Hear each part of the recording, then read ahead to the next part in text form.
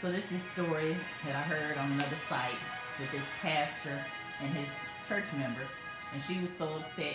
She was telling the pastor that she was going to leave the church, and she told him, all the people in the church were sinning, they was hypocrites, and they were doing this and that.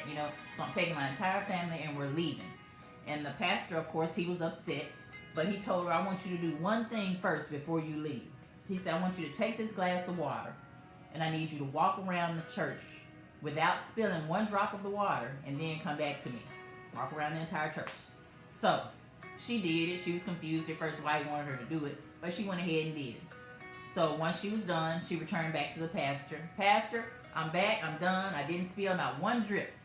And he said, okay, good, awesome. So I have one question for you. While you were walking around with that glass of water, what was I doing? And she thought for a second. Well, Pastor, I don't know what you were doing. And he said, why don't you know what I was doing?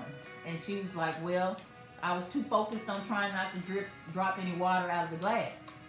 He said, exactly. So if you were focused more on your own walk with God, then you wouldn't be so worried about the next person's walk with God and what they're not doing right in their life. In other words, pay attention to the man or woman in the mirror. Look at yourself first before you judge the next person. No one is perfect. There was only one perfect being, and that's Jesus Christ. So remember, the next time you try to judge the next person for what they're not doing and what they should be doing, take a mirror and look at that reflection in the mirror and ask yourself, am I the perfect human being? Am I the perfect Christian? Am I doing what Jesus wants me to do? Will he say, well done to me? Be blessed.